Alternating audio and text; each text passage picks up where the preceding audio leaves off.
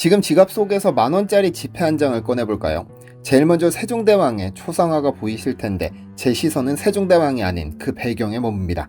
왕의 뒤편을 가득 채우고 있는 병풍, 바로 1월 오봉도인데요. 우리는 이 그림을 그저 조선왕실을 장식했던 화려한 배경화면 정도로 알고 있습니다.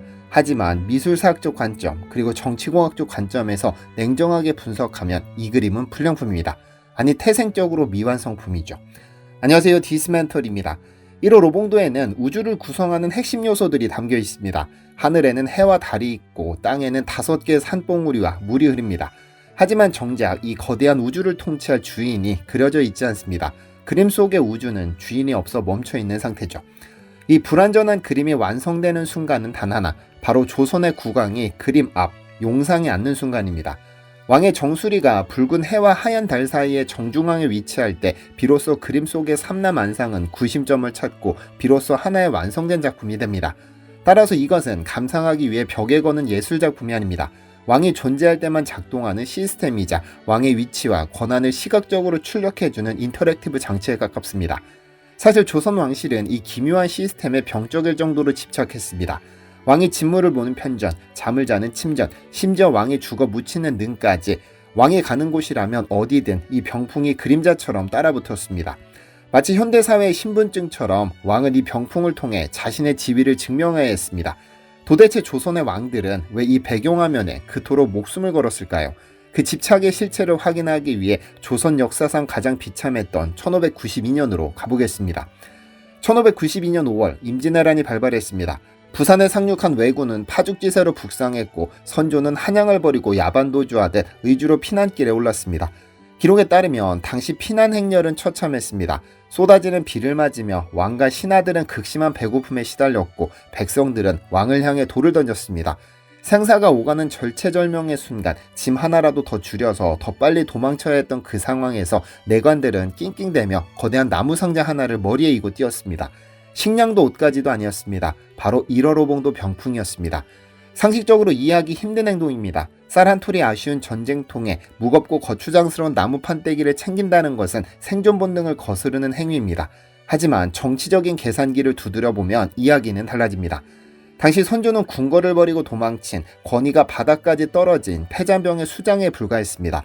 초라한 행색의 왕이 흙바닥에 앉아 명령을 내린다면 그 누가 영을 받들까요? 하지만 아무리 허름한 임시거처라도 왕의 등 뒤에 1월 오봉도가 펼쳐지는 순간 그곳은 조정이 됩니다. 즉 이 병풍은 단순한 가구가 아니라 휴대용 권력장치였던 겁니다. 나는 도망치고 있지만 여전히 우주의 중심이자 조선의 국왕이다. 이 병풍은 가장 비참한 순간에도 왕의 마지막 자존심을 지켜주는 왕권의 심리적 마지노선이었던 셈입니다. 그렇기에 내관들은 쌀가마니를 버릴지언정 이 병풍만큼은 버릴 수 없었던 것이죠. 그렇다면 도대체 이 그림 속의 무엇이 왕을 왕답게 만든다는 걸까요? 그림을 하나하나 뜯어볼까요? 우선 하늘을 봅니다. 오른쪽에는 붉은 해, 왼쪽에는 하얀 달이 동시에 떠 있습니다. 자연계에서는 불가능한 현상입니다. 이것은 시간을 초월한 상징입니다. 붉은 해는 양의 기운으로 국왕을 의미하고 하얀 달은 음의 기운으로 왕비를 의미합니다. 음과 양의 조화를 이뤄야 국가가 평안하다는 주역의 원리를 시각화한 것입니다. 땅으로 시선을 돌리면 5개의 봉우리가 솟아 있습니다.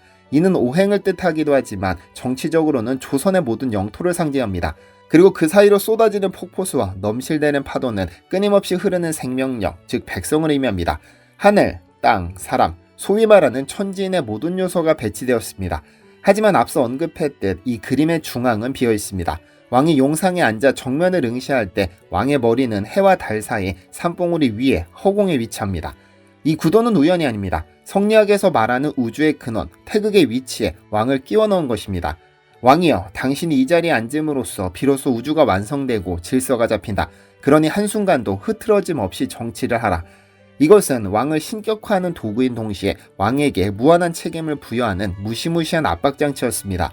그리고 조선 왕실은 이 영원불멸의 시스템을 물리적으로 보존하기 위해 당시로서는 상상도 할 수 없는 미친 기술을 도입합니다. 물감이 아닌 보석을 갈아 넣은 겁니다. 그렇다면 이 그림은 어떻게 500년이라는 세월을 견뎠을까요? 경복궁 근정전에 있는 1월 오봉도 원본을 보신 분들은 아실 겁니다. 지어진 지 수백 년이 지났는데도 색감이 믿을 수 없을 만큼 선명합니다. 마치 어제 칠한 것처럼 파랗고 붉고 영롱합니다. 서양의 명화, 대표적으로 레오나르도 다빈치의 모나리자나 고흐의 유화들은 시간이 지나면 누렇게 변하는 황면 현상이 나타나거나 물감이 말라 비틀어져 표면이 갈라지는 크랙이 발생합니다. 이유는 재료에 있습니다. 식물성 오일이나 화학 안료는 공기와 접촉하면 산화하고 자외선을 받으면 색이 바릅니다. 유기물의 한계죠. 하지만 조선의 화원들은 이 한계를 극복하기 위해 식물 따위는 쳐다보지도 않았습니다. 그들이 선택한 재료는 변하지 않는 물질, 바로 돌입니다. 전문 용어로 석채라고 하죠. 색깔이 있는 광물, 즉 보석을 맷돌로 갈아서 가루를 내 안료로 쓰는 방식입니다. 이런 오봉도에 그 깊고 푸른 산봉우리를 칠하기 위해 조선 왕실은 남동석이라는 보석을 갈아 넣었습니다. 영롱한 초록색을 내기 위해선 공작석을, 붉은 해를 그리기 위해선 황화순 광물인 주사를 사용했습니다. 이 재료들은 당시 가격으로 상상을 초월했습니다. 기록에 따르면 최상급 석채 1g의 가격은 순금 가격보다 비쌌습니다. 중국에서 수입해야 하는 경우도 많았기 때문에 병풍 하나를 만드는 데 들어가는 비용은 현대 가치로 환산하면 수억 원대 달하는 국가 프로젝트였습니다. 제조 공정도 단순한 색칠이 아닙니다. 보석가루를 동물성 접착제인 악유에 개어서 비단 위에 바르고 또 바릅니다. 얇게 칠하는 것이 아니라 입자가 굵은 가루를 층층이 쌓아 올리는 방식입니다. 이를 진체라고 합니다. 엄밀히 말해 이것은 붓으로 그리는 페인팅이라기보다 비단 위에 광물가루를 입히는 보석 코팅에 가깝습니다. 돌은 햇빛을 받아도 변하지 않습니다. 돌은 1000년이 지나도 썩지 않습니다. 그렇기 때문에 500년이 지난 지금도 1월 오봉도는 박물관의 어두운 조명 아래서 마치 LED를 켠 것처럼 스스로 빛을 뿜어내죠. 조선왕실은 영원불멸이라는 가치를 지키기 위해 천문학적인 비용을 들여 물리적 시간을 정지시킨 겁니다. 다시 그림의 본질로 돌아와 봅시다. 우리는 이 화려한 병풍을 보며 왕은 좋겠다, 저렇게 비싼 그림을 배경으로 쓰고 라고 생각할지도 모릅니다. 하지만 과연 조선의 왕들에게 이 그림이 마냥 자랑스러웠을까요?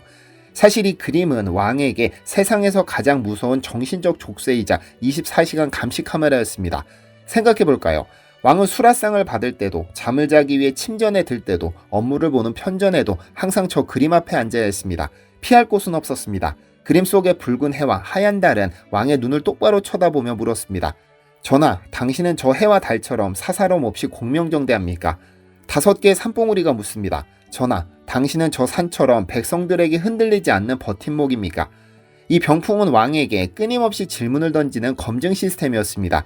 성군이라 불리는 세종대왕도, 폭군이라 불리는 연산군도 등 뒤에 있는 이 거대한 우주의 눈초리 앞에서는 자유로울 수 없었습니다.